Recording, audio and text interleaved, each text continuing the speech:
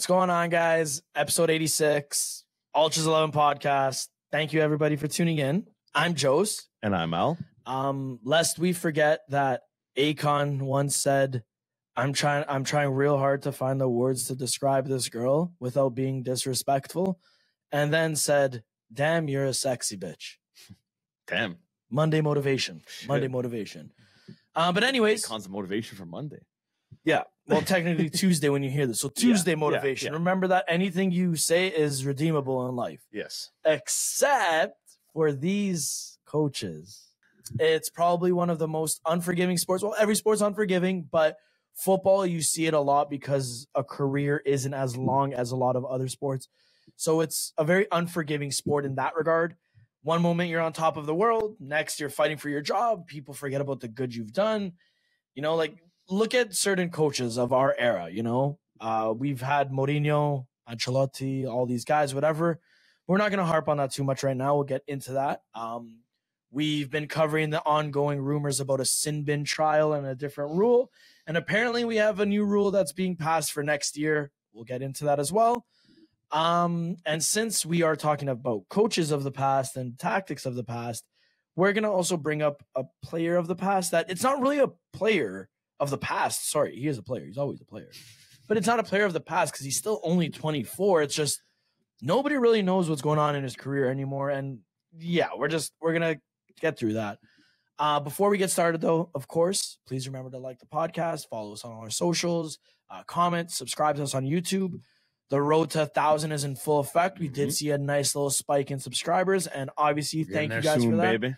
You know, we're a quarter of the way there, but like not the 3 quarters, like first quarter. It's okay. So, like, whatever, but you know, baby stuff. Rome wasn't built in a day. I wish it was, but it wasn't.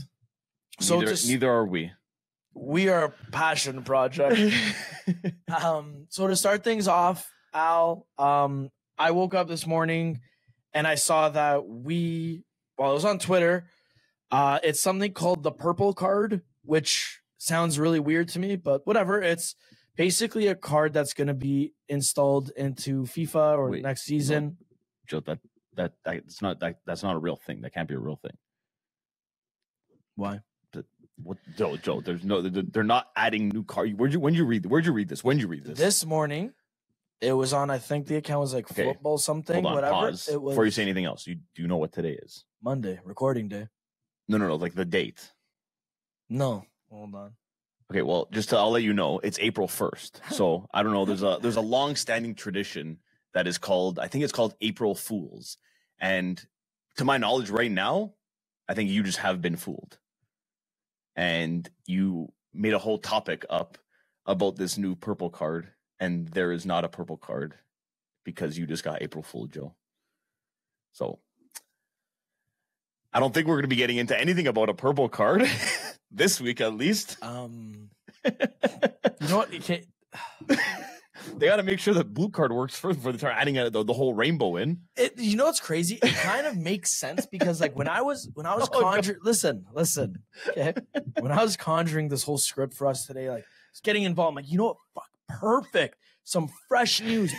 I'm so ready to talk about how dumb this idea is over excessive celebrating. Then you would never have Troy Deeney's crazy celebration when Watford got pro. Like, all these things running through my head. I was so ready to talk about it. So ready. And then I tried going on Google. I couldn't find anything about it.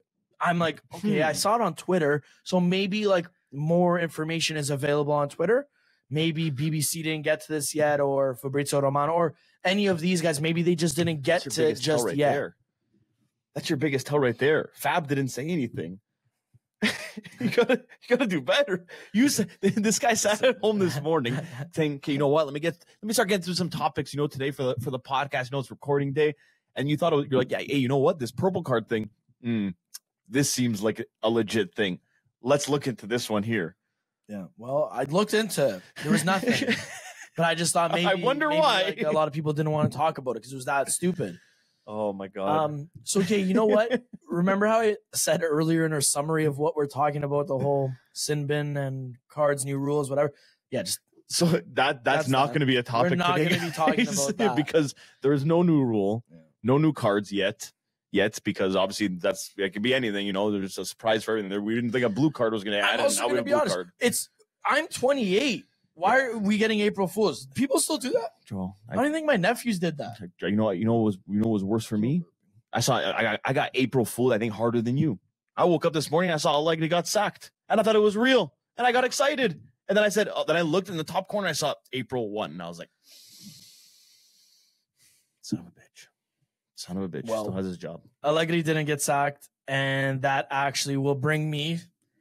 We're gonna change the subject here because I clearly was. I was April fooled. Folded. You got fooled. Fooled. Yeah. Fooled. Okay.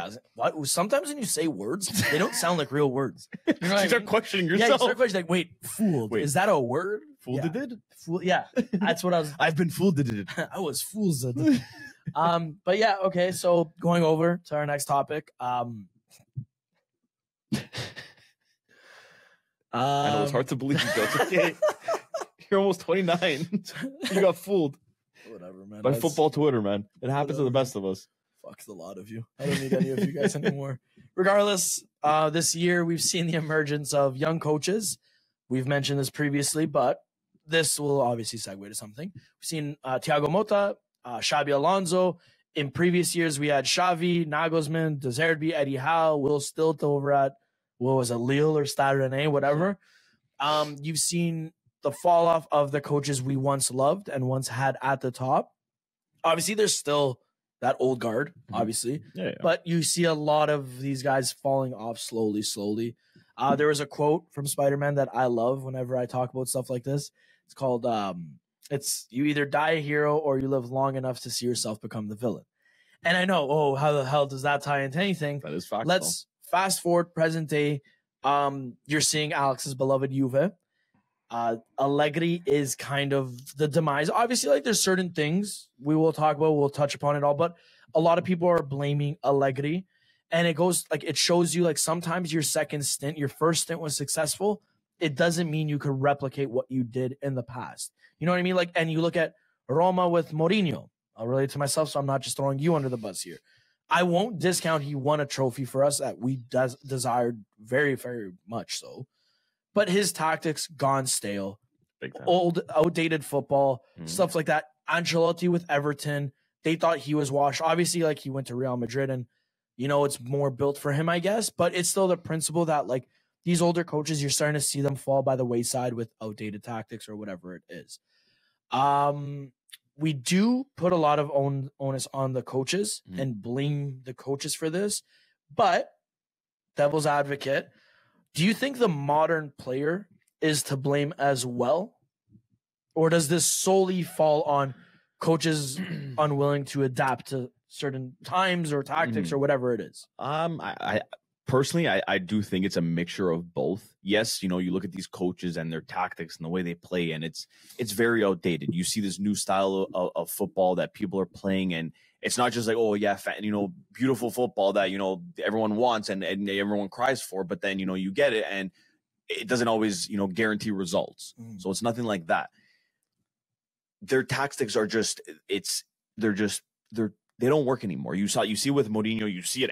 I watch it every week with Allegri, and it's very noticeable. But in saying that, the players do play a big role in that as well, because a coach can only do as much as the players give him. If the players don't have that confidence in the coach, he's not going to do much with the team. And I don't think these older kind of coaches like a Mourinho, like your Allegri's, Ancelotti, I feel is a little bit different, especially when being on Real. That's a whole different kind of team.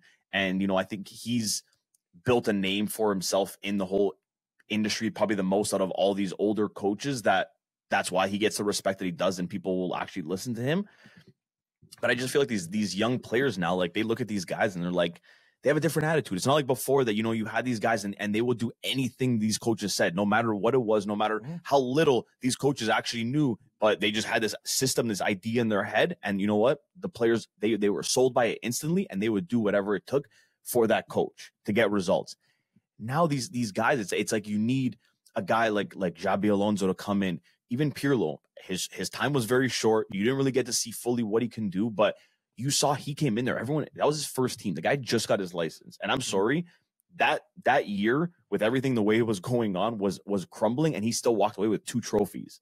He got sacked after and that was just a bad move at the team, because again, they want results and they start thinking, let's go with these old guys because they did it once before, and it doesn't happen. And you bring in a guy like Pirlo, and you saw all these players, even from your Chiesa, who was just joining the team, to Ronaldo, who was an experienced guy. They respect him. They listen to him. They did whatever he said. And I feel like nowadays, these younger players, that's the type of coach they need. Obviously, you still need to be a good coach. And okay, Xabi Alonso, let's say, for example, go look at all the coaches that he's been coached by in the past. Yeah. Some of the best coaches that we got to experience growing up. That was his not his role model, but his mentor kind of thing. He was learning from them, and then kind of put a twist to it and adding his game. And then all these players that are playing under him, they respect the hell out of him, because, dude, Xabi Alonso, how can you not, guys won everything. How can you not respect him in the game? So I feel like that's what it takes now. And going forward, you're going to see that big shift. And these older coaches, you're not really going to see them being a thing in the top leagues. And it's going to be a lot of these younger coaches starting to step in and take that spotlight from these old heads. I think I like that little sound. These old heads, from these dinosaurs. I honestly, for me, I think the biggest problem, obviously, it's the coach's unwillingness to adapt to certain situations, certain players, and whatever. I would agree with that regard, but I feel like with certain coaches, maybe not so much like a guy like Mourinho, because Mourinho is very much so again, park the bus type of thing and whatever. So I understand why his tactic is almost outdated in certain regards, but I feel like the onus falls more on the modern day player, and it goes back to what Mourinho said about Frank Lampard. Mm-hmm. When he had Frank Lampard at 18 years old, he even said it. He was mature, almost as if he was a veteran player, and you look nowadays, and I could honestly tell you, Al, there's not one player I look at that is young, or an up and coming talent, or whatever, even from 25 and younger, that I look at and say, yeah, that guy's a natural born leader. That guy's this, or has that maturity. You know what I mean? There's not many guys and I look at a team like Juve, they do have veteran presence. Yes, it is also a very inexperienced squad. So I agree. But your veteran presence isn't really a leadership, leaders. Yeah, you know what I mean? Oh. So and I feel like that's where a little bit of a problem also stems from. And I feel like these players, a younger kid like Miretti, who does he have to look up to? Chiesa? Obviously, Chiesa's fantastic. Yeah, but you're not but he's then going to go up to that. Let's just say Rabiot, who's 28, almost 30. Not really. He's not really a good leader, though. Yeah. No, Danilo, fantastic leader, and he will do anything for his coach. But you need more of those guys that'll look and say, no, I'm going to go to battle. I'm going to battle for the jersey and for my coach. Yeah, you can't just have one guy. And I feel like that's where the problem lies. Whereas these players are nowadays more babied. It's just a vicious cycle of this, and it's just going to keep on getting worse and worse. And I feel like you're just going to only see these kind of coaches now, a young coach, why do you think, though, going back to the coaching side of things, why do you think these top coaches refuse to change their tactics? Like Mourinho, who's experienced enough, great coach, he refuses to adapt to a modern day or a Allegri. Joe, you have to, the way I look at it is look at any job, now you've been managing restaurants for a long time now. Okay. You know what you're doing. You know what works. You know what doesn't work. It's like somebody coming into you and telling you how to do your job and how you do this and it'll be better. Do this, it'll be better. You're going to be like, fuck you, respectfully. I know what I'm doing. Yeah. I'm going to do my work because that's my job. I've been doing it. So fuck off. I'm going to do my own shit. And I feel like, especially guys like these big names that we talk about, like Mourinho, Allegri, guys that have won a lot of trophies, guys that know what it takes to get there and actually win. It's hard for them to, accept and I feel like to change and accept reality that, hey, my stuff doesn't work anymore.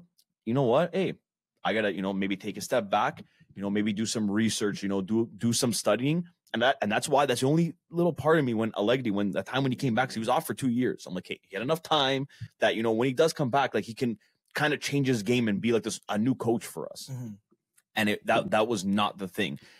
And I just feel like they're so fixated on that. And don't get me wrong. I genuinely believe Allegri's tactics, even Mourinho's, I don't know, just because there's been so many different teams that he keeps trying and trying and trying it. And other than Roma's Conference League, when was the last time he really did anything? The Europa League with United, but like not much like from the teams that he's gone to, like nothing with Spurs. Yeah. So with Allegri, I think his tactics could somewhat work. Like, let's say if Allegri right now put him on Inter, that Inter have a more suited team to play the kind of game that Allegri wants to play, then I feel it could work. His tactics could work. But the thing with him is he needs the right players. Yes, it's outdated. He needs to adapt with the situation now with what you have, which he's incapable of doing. And that's where these coaches, I feel like, just get so stuck that, no, this is what it is. They did it before. They'll do it again. Like, it'll work. You need the confidence. It doesn't come down to that. If you need to play players to their strengths. And some of these guys don't understand that, and they ruin players. And that's why I hope doesn't happen to Chiesa, because, he needs to be playing on the wing. Yeah. That's it. He needs to be playing on the wing. So why do you think the modern coach is held in a higher limelight than the coaches of the past? Tactics aside, obviously. Is there do you think there's a specific reason? Like nowadays? Yeah. Like, why is a guy like Xabi Alonso being put on a higher pedestal than a guy like Mourinho? Right. And in this moment. In this moment, you know what I mean? Like, look what he's achieving with what he did. That's literally like, imagine if Mourinho was getting that, like the result that Leverkusen got this year with Roma when he was there. And he ended up winning the league with them and going on this crazy run. He didn't. He did not do that. He was not competitive in the league, barely made top 6, and he won a Conference League out of it. Nothing to take away from it, but hey, at the end of the day, it was a trophy that they added in that year. And I couldn't name you one team that was in that competition other than Roma. Like that, but I said the same thing to West Ham to Zach with West Ham. No, I agree. That's what that term is. At the end of the day, Mourinho, hey, you won all the European trophies, but I mean, the last one probably was the easiest by a long shot compared to the other ones. Yeah. So I mean, I just think that the new coaches now, it's just people look at them again. We look at them now, Joe. These are the guys that we grew up watching. We grew up like I remember watching games. You were playing Bayern when he was there, or playing Real when he was there with Xabi Alonso, and like playing. And I would hate him because of how good he was and how he was just so calm with the ball. And like, I mean, I wish I was Italian. Like, that's what pissed me off probably the most about him. Like, that's how good he was. So close to being and then now he's a coach, and like you see, he's actually playing well. Like, he's not like everyone likes to. Oh no, dude. Oh, if he's a good player, he's a shit coach. It doesn't. That was the thing of the past. Yeah, now these players here, man, especially the midfielders, because midfielders at the end of the day are the smartest players in the game. They understand the game, the way it works the most out of any player on the field. You'll get it, the odd striker that becomes a coach or a defender or goalie, whatever. But the midfielders, man, those are the best coaches you see. And right now, who are the two hottest names right coaching right now? Thiago Motta and Xabi Alonso. Exactly. Other than Pep, which I mean, he's kind of shaken right now. Yeah. But right now, the two hottest exactly. The two hottest names are those two guys, two midfielders that, again, we grew up watching, just like a lot of people that are watching soccer right now. And I feel like that's why these people are attaching so much to them, because like, man, like, what, they were good players and they're like playing very well. Yeah. It's man, people are always going to jump to that and support that. I think it goes back to even like almost like the first point we had about like blaming players and stuff like that. Like, are they to blame as well? I think it comes all the way back to that, in a sense where like these now player managers like Xabi Alonso, De Rossi, Thiago Motta, whatever, they were good players, some of the best to play their role, whatever. So they are able to, they're very good at man management. Yeah. You know what I mean? They're very good at those personal relationships with players. Like you see Xabi Alonso, Jeremy Frimpong's arguing with somebody, he'll go on the field, he'll grab him, he'll pull him away. There's stuff like that, and it's like they were also leaders on their teams when they were playing. Yes, exactly. So I think the modern era of coaches, what sets them apart from these past coaches, from the coaches of the past, sorry. And I'm not also like, when I say coaches of the past, I'm not saying Allegri's washed up, Mourinho's washed up, Ancelotti, any of these guys. By any means am I saying that. I'm just saying this new era of coaches is very much like a personal coach almost. You know what I mean? Like, they all have relationships with these coaches. De Rossi, a player that he coached on Spal, he was only there for 17 games. And he literally has been the most vocal about what a good guy De Rossi is. He still texts me before games. He still talks to me this and that. See, You know, that's the like connection you have. and with that's the players. like with Xabi Alonso, his players praise him on an emotional level and on a personal level rather than just, oh, his tactics are great. You know, we play well together. Yeah. This works deep press. Like, no. There's none of that anymore. You know, like it's all like, oh, he makes me feel nice. You know, like this is the new era of footballer where it's almost you have to please them like they're your own child or they're your friend. You know, gone are the days of, and we talked about this before. Gone are the days of a Gattuso. Yeah. That, you know, he was one of the worst players, but you went out there, you told him, hey, die for the fucking badge. And he's like, yeah, I got you. Yeah, and you would do whatever the coach said because the coach gave him the opportunity. Yeah. That's it. These guys would never question the coach. Now, there was that video that came out too with Joshua Kimmich, how he was questioning the coach. Yeah. Oh, I think when they were at 5 at the back, they did this differently or something. It was a German transcript, so I don't know how accurate it was. But he was actually talking back to the coach. You know, back then, you wouldn't have gotten that. No. You got in a water ball or something whipped at you. Yeah. So this is that new era of coach where it's very much so like man management, personal relationships. But the thing, Joe, imagine like, hey, you're doing something, whatever, and you keep messing up, you keep making the same mistake. You're like, shit, like you can't figure it out. And then you have a guy like Mourinho that's coming there and he's telling you, okay, you got to do it like this, because this, whatever. And that's just a guy telling you because that's just the way the tactics are, and that's probably how the way he's gonna go, like the game's gonna go. So do it like this. Compared to a guy like Xabi coming to you and saying, you do this because, and a guy that's been in those situations, played in the biggest games that there is to play, giving you that advice, you're going to take that a lot more than a guy like Mourinho, like Allegri, we keep saying, that have never really been there and can't give you that advice because what do they know? Yeah. All they know is like tactics. Yeah. That's and it's like, it goes to show, like, even when you see those clips of your team training and, like, again, I'll relate it to Roma. Really love Roma lately, so whatever. Like you see a video on De Rossi, they're playing monkey in the middle, and De Rossi's the guy in the middle, chasing down the ball and stuff like that. You see that, it's like, yeah, dude, this is even a coach. This is their best friend. Yeah. You see Xabi Alonso pinging a 40-yard pass and then like going over to one of his players and chirping like that. See that? Like you see that, it's like, yeah, this dudes being guys on a field. Like they all like that. They're just vibing. So we're speaking of tactics of the past, things of the past and stuff like that. So I'm going to say a name that might let like some Italians might shiver a little bit because the thought of him might be like whatever. Once upon a time, Italy had a striker named Mario Balotelli.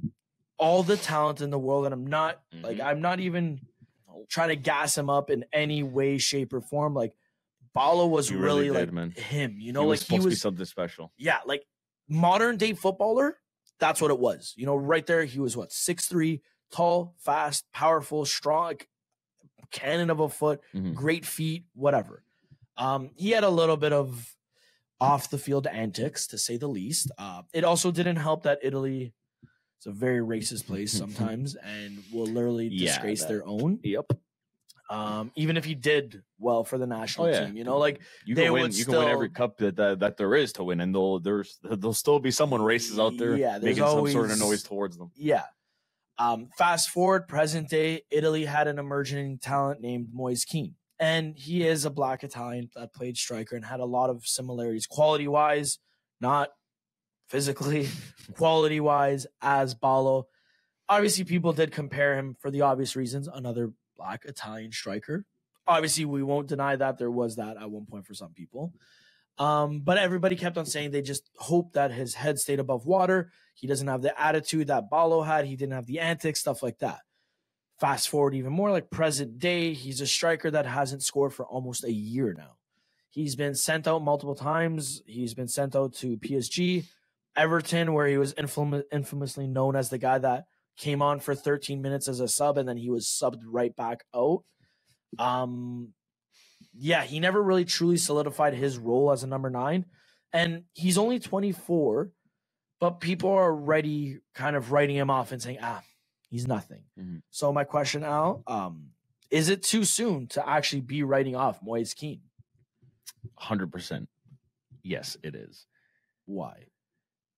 And let me explain to you. So, as we know, and as we had this conversation actually earlier, what is the one problem that Italian strikers have, Joe?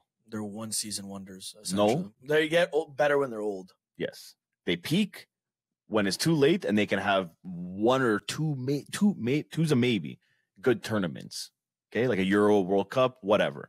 So he's 24, like you said.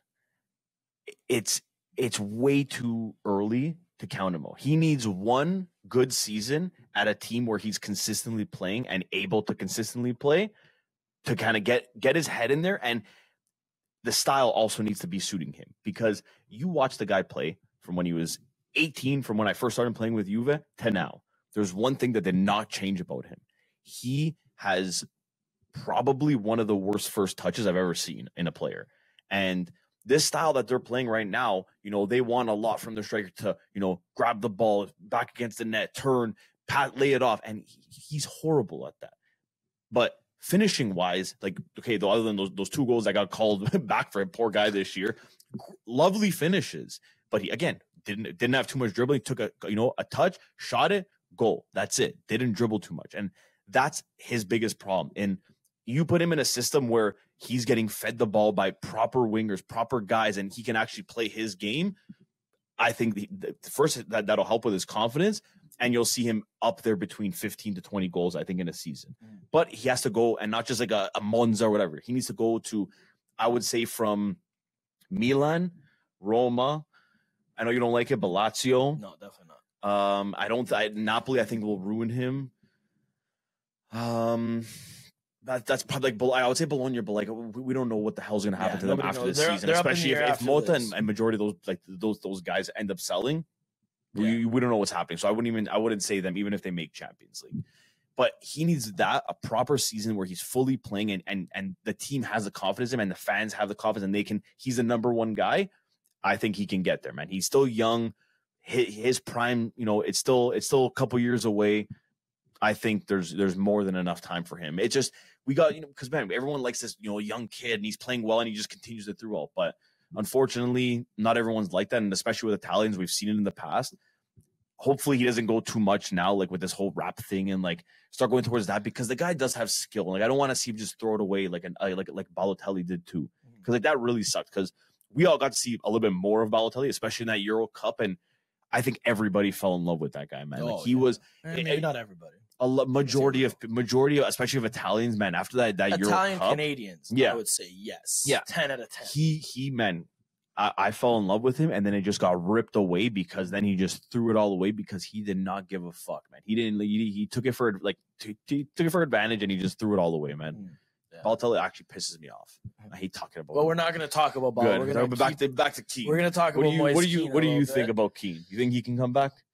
You think he's done? You know what? I've been saying it for the last couple of years. I know you love like Kean. I really don't see a flaw with him. Like, okay, the first touch thing, I'm glad you said that, because I do agree. Like, after consistently watching him, it's just sometimes it's under the radar, that bad touch, simply because of his the pace and power he has. Yeah. He really makes up for it. Mm-hmm.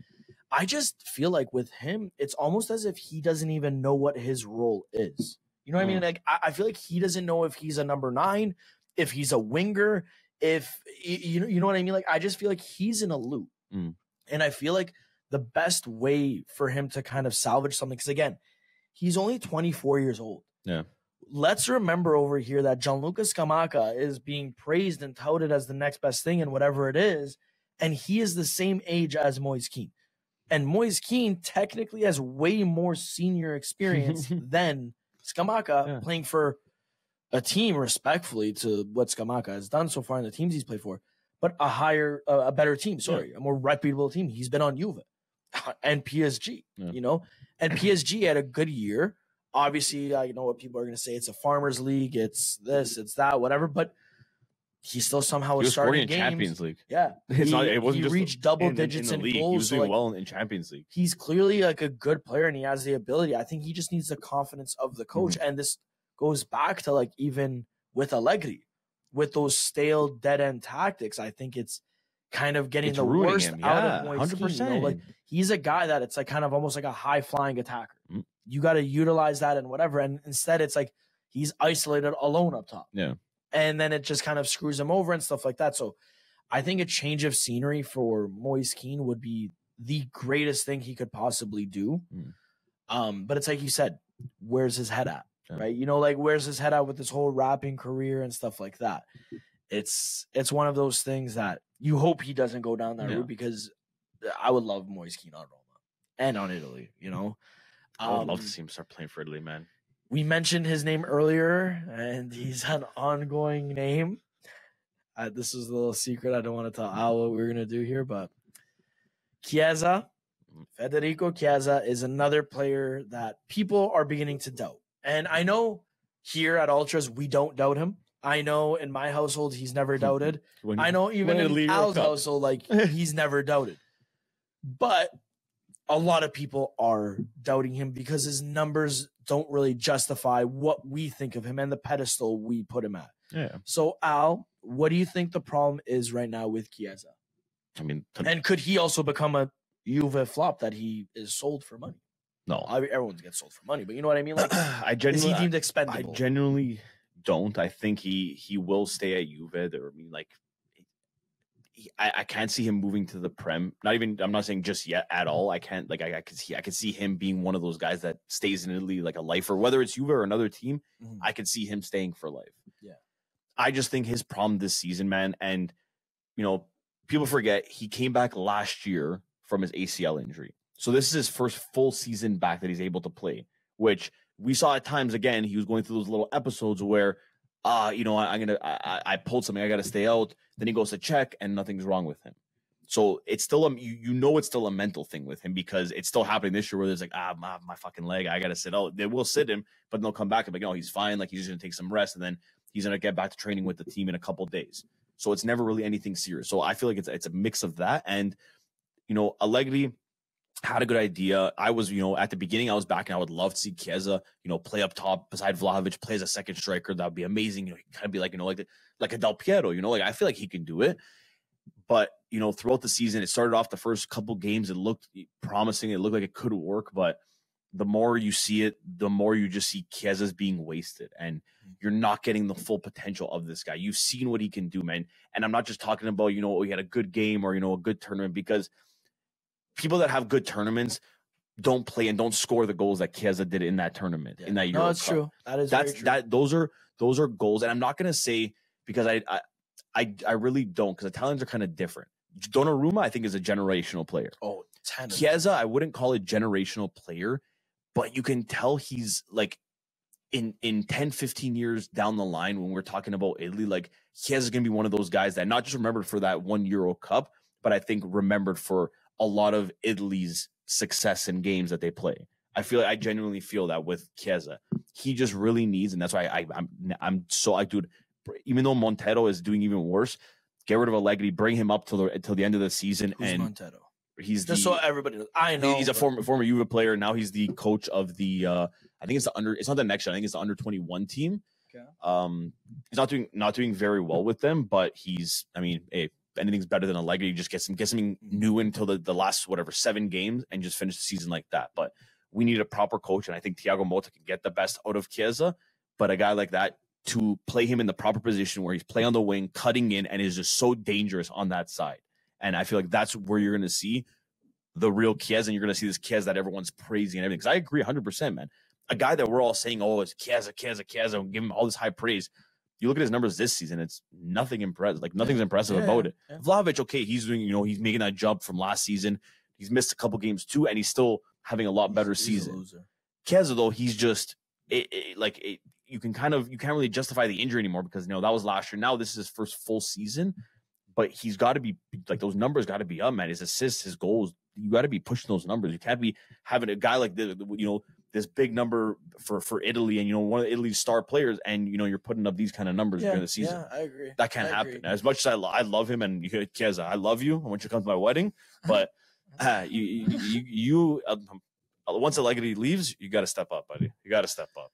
I think that was a battle cry from. That was a little personal. Hopefully, I know Chiesa listens to the show. We talked in the DMs. He's a big, huge fan of the Ultras. So I know he's gonna listen. He said he's gonna try to come to my wedding. He's gonna try to make it out there. So then I can talk to him, a little bit one-on-one. I respect that. I hope he hears me loud and clear. My thing is, like, it's literally like some players you look at, and I just feel like they're kind of built for certain roles, right? Like when you see how explosive Chiesa is, like with that quick step that he has, like that little first like heavy touch, and then he's just gone. You know what I mean? Like he just cuts you inside out. It's almost what I used to say about Zaniolo. When you moved him to the middle, then like they are better with a one-on-one. When you're in the middle, then it's not a one-on-one anymore. Yeah. It's more of a numbers game. That's middle is usually more congested. It's more whatever. And obviously Chiesa tries his best. He makes the most of it. He tries to dance and whatever it is. But where you're getting the best out of Chiesa is he burns the left back or right back. He hooks that one-on-one, and then he's dragging a guy out of position. And that's what made him so like lethal, especially in the Euros with Juve to start and stuff like that, because he would literally force defenders and opposition to drag players out of position. Yeah. When you have a center mid coming out of position, dropping all the way down to left back because he's already cooked your left back way back before center, you're going to cause some open gaps and stuff like that, right? 100%. So I like with Chiesa, it's just a matter of like the system. You see when he's played out wide, how much better he does. And I'm not like, but a lot of there's like you said, there's players that are built like that. Look at one of the best players to play the game, Ronaldo. Yeah, coaches always wanted to push him to the middle. Oh, you know, play him up. But every time you would see in the middle of the game, whoever the striker was, you would end up seeing the striker. Yeah, no, he would start. The striker would be out onto the wing. Ronaldo's up top, and then you see them swap, and that guy's in the middle, and Ronaldo's on the wing because he knows. If he's playing on that left side, that's where he's getting the best. No matter if he's getting older and slowing down, that's where he's playing the best. And that's why he always wanted to play that side. And what I mean. Like a guy like Ronaldo having the name, you can go to any team like, I'm playing there. If you have to change, you're changing. That's what it is. And that's kind of what happened. That's kind of what happened with Juve. Yeah. This is the same kind of thing. But he's the type of guy that you put him on that left side, that's where you're going to get the best of him. And I feel like Chiesa is the exact same thing. You see it so much this year. You know, he's had those moments, but every time when you actually watch the game and you're paying attention, he's never in the middle, especially as of recently. Like he's always off to that side, and you'll see him always try cutting in. And that's the thing. Like I still think like with an Italian player's career, it's very different than an average football player's career. I feel like they peak at 28. Like everyone's prime is 23 to 27. No. Italian players' primes are 30 plus for some bizarre reason. Like they kind of remain consistent for those other 10 years. Yeah.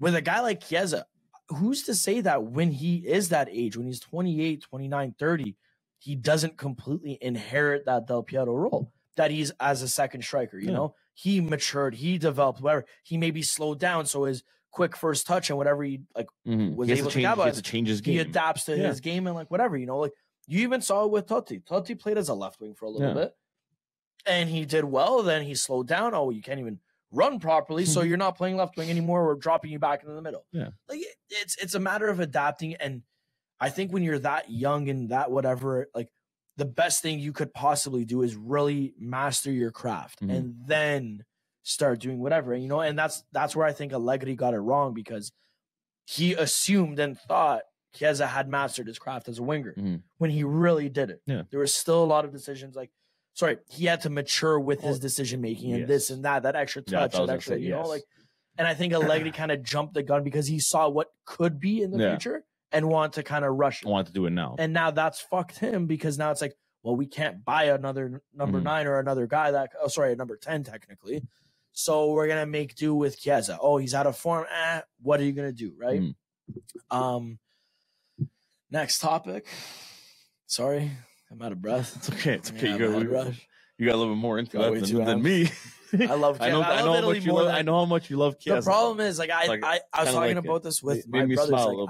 Like, I want to see Italian soccer players do better than even my own club. If you looked at me and said, Jose, Roma got relegated, but Italy won the Euro or the World Cup, I'd be like, okay, no problem. Done deal. Sign it right now. Where do I sign? Do you want my blood? Would you rather have Moise Kean or Azmoun? I do love Sardar Azmoun because he's a vibe, but Moise Kean. Because if it means I'm developing an Italian player, 10 out of 10, let's go, baby. You know, that's why I say Baldanzi over Dybala. Yeah, I agree with that. But I'm not kidding. Like, I know it's a joke, but I'm not kidding at the same time. I would look at you and say, I'm okay with riding the wave of Baldanzi. Remember, it's April 1st. I do not agree with that. No. I'm being serious, though. No April Fools. 86, that April Fool's shit. Yeah. Baldanzi over Dybala, because one could help Italy in the future. Yeah, Anyways. just as the purple card, that statement's true. Anyways, we're bringing it back. Keep, sell, or thin ice. Oof. And you know what? My favorite segment. We're gonna do it about Juve. Oh no, never mind. Not my We favorite did it segment. I don't want to do it. We did it about a struggling Chelsea. I don't want to do it. We did it about a struggling United. Oh my god! So we're gonna do it about That's why now you don't hide things from me before we competing record for the first podcast. place Juve in January to now battling for top 4. We've got 7 points in 2 months. It's crazy. It's sad. It's crazy. It's great. I actually had you guys are where we were at 2 months ago. It's funny because one of the guys I work with, ironically enough, he's a Roma fan. I know we're that rare. Oh my god. And we were literally saying at one point it was roughly like January, even maybe in December. We were saying, oh yeah, like Roma, their best bet for Champions League is Italy gets the 5th spot, or maybe Bologna falls off a little bit. We get top 4. Then we looked at the top 3, like, yeah, it's gonna finish this way. Juve, Inter first, Juve 2nd, Milan in 3rd. Juve might finish in 4th. Maybe 5th. Maybe 5th. Maybe we might not make Champions League. We play Juve again. Yeah. We still gotta play you guys. And Bologna. We still gotta play Bologna, and we still gotta play Milan. So let's just rip the Band-Aid off. Fuck. Al, keep, sell, or thin ice, Juventus edition. Do I even want to say the coach? If you want to. No, we're not going to say the coach because we already know. You want to start off that way? He's gone. I like it. He's gone. We already know that. Al wants a B team. Fucking coach gone instead. now. But Perin is the coach for now. Or Pinzolio. Pinzolio would make coach. Yeah. But speaking of Perin, Szczesny. Okay. I'd keep him. Simply because next year we bring in Donnarumma. Szczesny recently, out of nowhere, came out saying that he's okay with taking a backup role if he has to next season. You know what that means?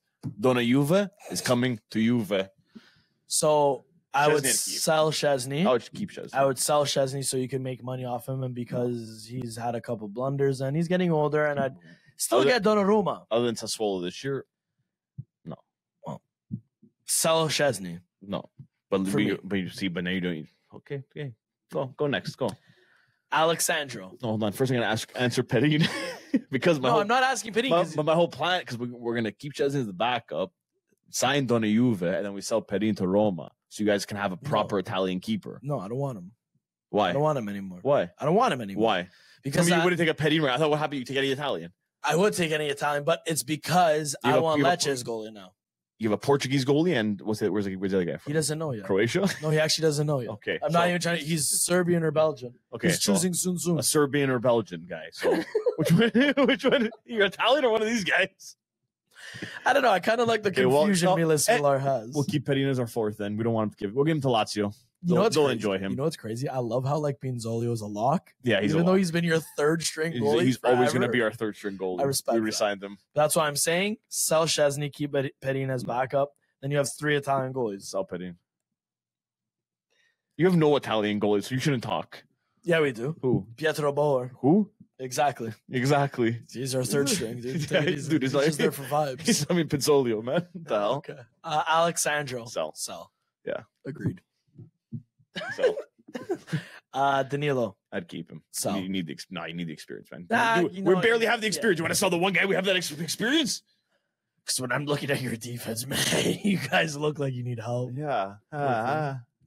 Yeah, Danilo. No, you know what? Danilo, God, man. You have to. Yeah, okay, I'd keep Rugani. I'd keep him. Solid. I'd keep him. Solid. Dude, he's accepting less money, and he's okay with being a 4th string center back. I'm perfectly fine with that.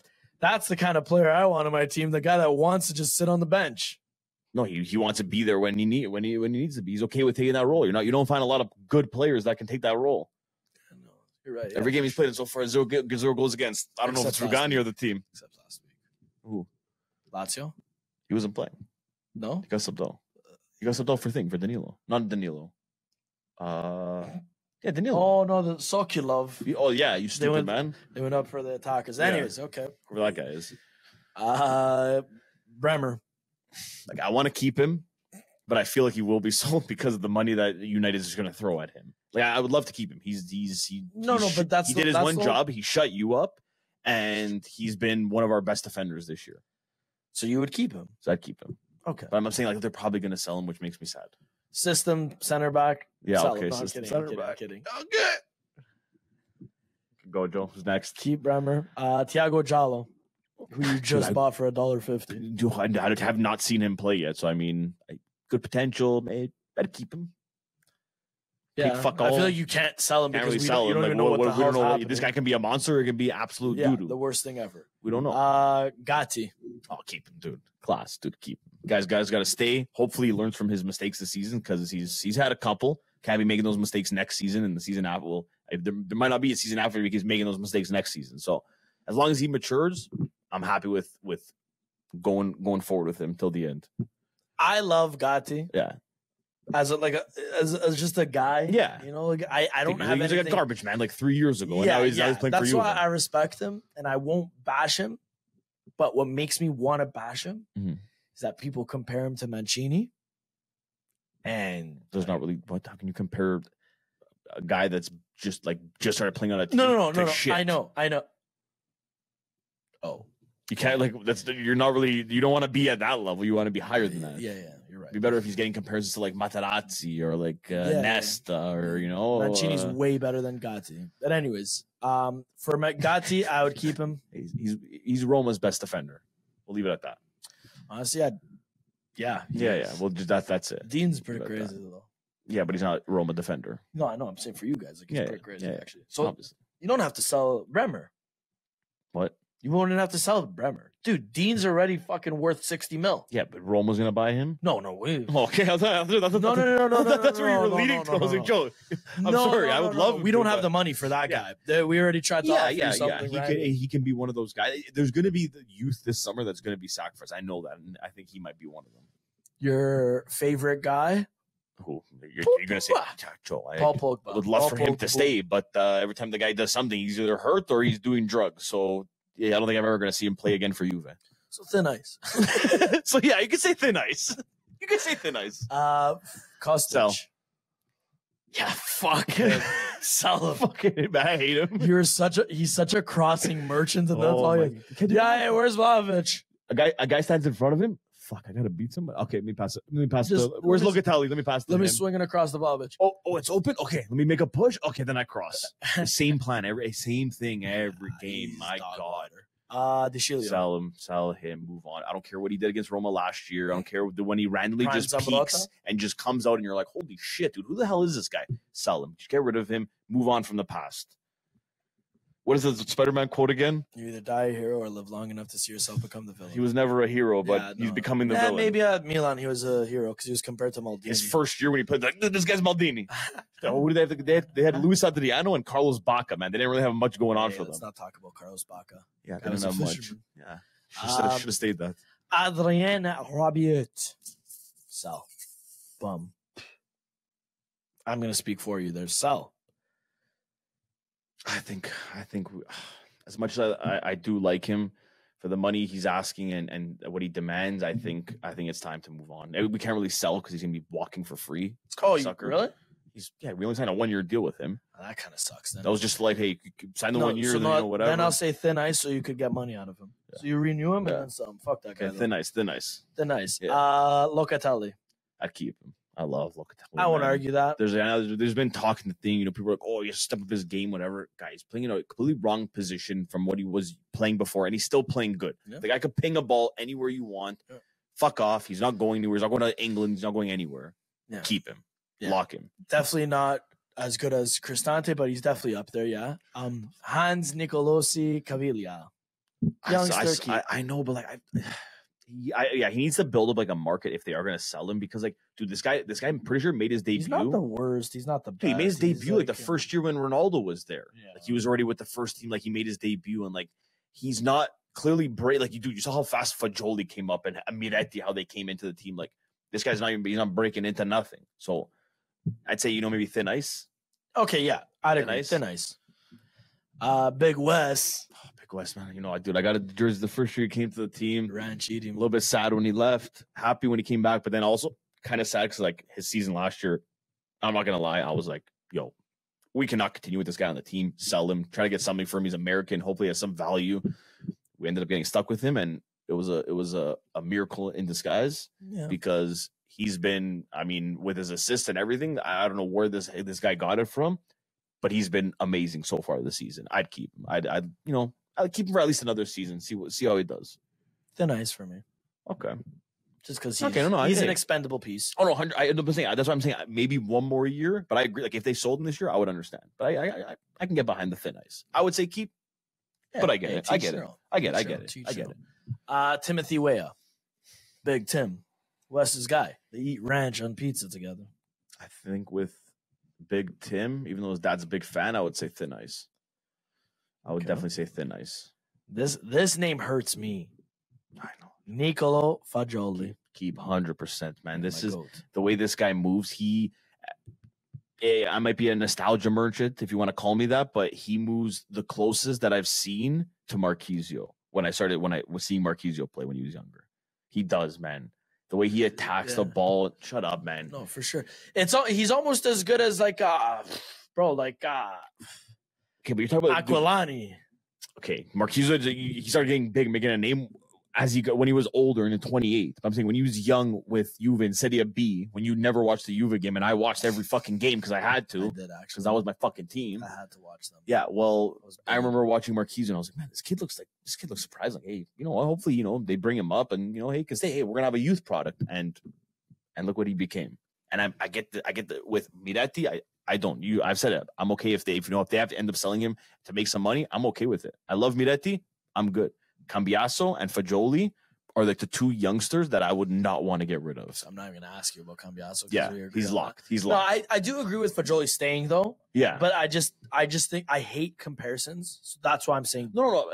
Joe, me too. I hate saying, oh, dude, he's gonna be the next Del Piero. He's gonna be the next. Yeah. No one's. You can't. Okay, let them go through their career, see how they turn out, and then you can be like, holy man, what a career they had. This guy here, whatever it is, Fagioli, whoever it is, they're amazing. But I'm just saying the way he moves and the way he plays like that attacking style midfielder. He just reminds me of him. I know he can be better than Marquisio. He can be not even close to Marquisio, but his skill, man. What's next time on? Samuel Illing Jr. I didn't even also know his first name was Samuel. Samuel. It's kind of weird, but anyways, Illing Jr. So I'm a little bit up in the air with this. I would probably go with thin ice, but just because I know Allegri's been doing it, and during the international break, both with the I think it was under 21 or under 23 with England, he was playing as a left back, and he played well. He even scored a goal too. Okay. So if they kind of convert him and he ends up kind of going into that left back role, I would not mind keeping him at all, because if he's a strong player, he always has to work on his game. He has to, there's a couple of flaws that he still has to fix, but if he can kind of get that down packed with what we've seen that he can do, dude, you have him on one side, Cambiasso on another. I'm more confident than having Kostic and Cambiasso or Cambiasso and Weah. Yeah, having him on there. Yeah. So I mean, I would say keep about thin ice. I'll stick with thin ice. I was gonna say for him, I'd say thin ice because there is a value to sell him at. So I would keep that into consideration. But it's like you said, if he plays left back, that's a fantastic thing. That's what I mean, man. And he's versatile. Yeah. I do love versatility. Me too. Love it. I'm not going to ask about Milik because he sucks. Yeah, sell him. Vlahovic? I'd keep him. Sell him? No, I'd keep him. Moise Kean? When a guy is saying he wants to resign and like is saying I'm happy here, he loves the club, you keep those kind of players. The ones for you sure. sell. Especially when they do so well all the time, right? He is. Yeah. No, he's doing better than any striker on Roma, so I don't know what you're comparing. Because we're a team, the second highest goal scorer in the league, but shit. Vlahovic is a bum. He's a loser. Hate him. He's a You're loser. Just a hater. I am a hater. You're a hater. Like I know, because you're a Roma fan. I don't like him. You're racist. I think he's overrated. You're racist. I know. It's okay. You can't be saying that. You'll get canceled. You'll get canceled. Moise Kean? I'd sell him. Of course, because you're racist. The black guy on your team you're going to sell? No, he's not good. We need to sell him to Roma. I'd take him in a heartbeat. I know. And he'd do better than Vlahovic. That's where he has to play on a mid-table team. Yeah, that's for sure. Mid-table. He has to be playing on that kind of competition. Not have these high expectations of a high level team. You had literally no competitions this year, and your coach still said, "Yeah, top 4. That's all we need." Because our coach is stupid. So what? I thought I knocked on the shelf. No, but yeah, talk about expectations. Anyways, Our coach is stupid. You can't compare. Chiesa, keep. Obviously. Yeah, there's Never no sell doubt him. there. I'm not going to ask. Never sell him. Kenan Yildiz. Keep him. Sell Keep him. him. No, His only claim to fame is that he dated Madison Beer. Don't Other care. than that, he's a friggin' loser. 3 years' time, that's our number 10. Watch. You heard it here first. That's our number 10. Yeah, no, for sure. Who's gonna be our number 10? I actually just got scouted to go play for Chiesa Verona. I'm leaving. I'm their number You 10. wouldn't even get scouted to the Woodbridge Strikers fucking house league team. That's my whole point. And you think Yildiz is going to be a number 10? Yes.